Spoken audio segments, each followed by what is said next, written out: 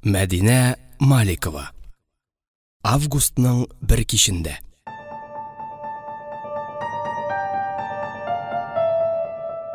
Бу көн Дарига өчен бик бәхетле башланган.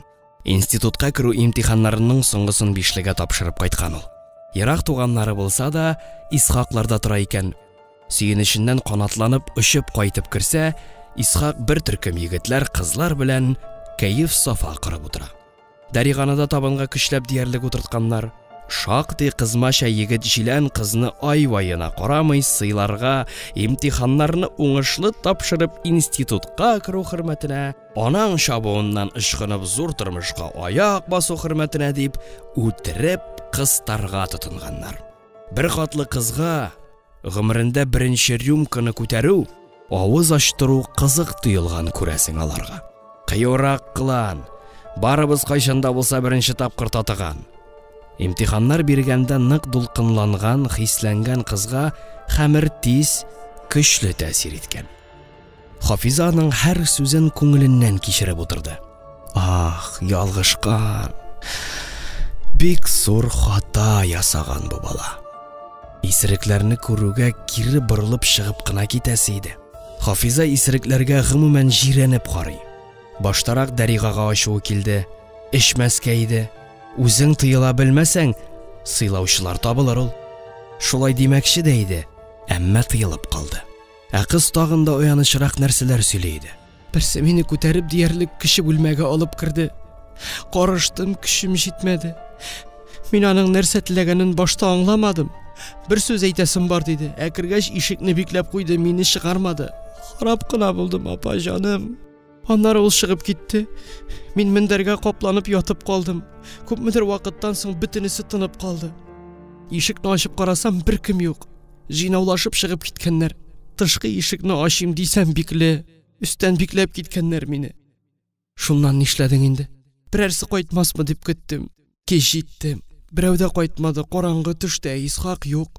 Шакылдатып карадым, кычкырып карадым. Ишетүче юк. Нишләргә дә белмәдем. Тәрәзәне ачып кеше чакырмакчы булдым. Шуннан соң булган хәлләрне Дарига тагын да ярсыбрак сөйләде.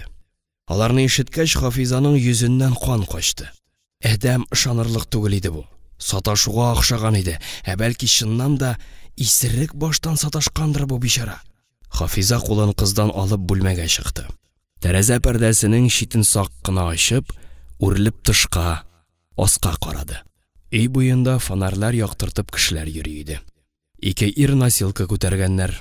Ак халатлы хатын кыз алар белән янәшә атлый. Акылыннан шашар дәрәҗәгә җиткән кызыйның сөйләгәннәре хак микәнни? Кызның хәле Хафизаны тетрәндерде. Институтка кирдем диеп, сөенечтән түбәсе күккә тиеп йөргән көннәре, гомеренең башланган гына чоры, канатланып ышынып йөри торган кабатланмас вакыты. Дөрес, бу фаҗигага таруында кызый үзе гаепле. Алайда кызганыч.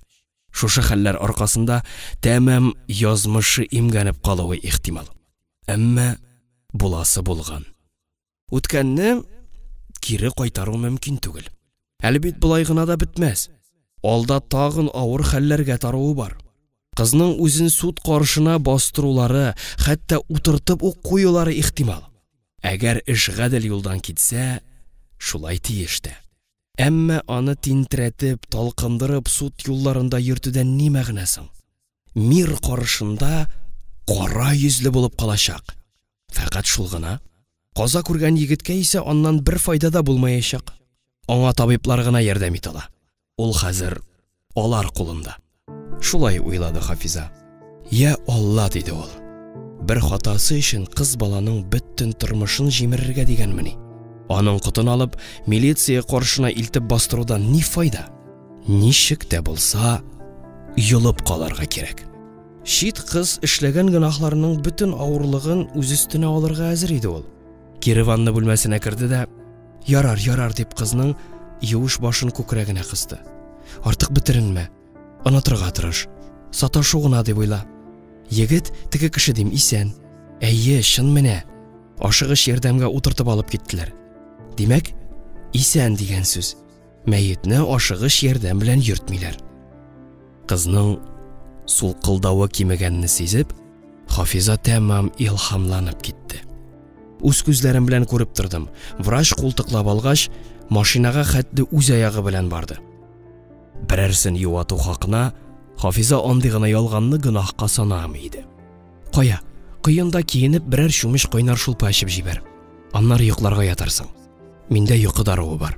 Ул шулай иркәләп, юмалап, Дариганы кеше бүлмәгә кертеп йокларга яткырган гына иде, Әнүәр килеп керде.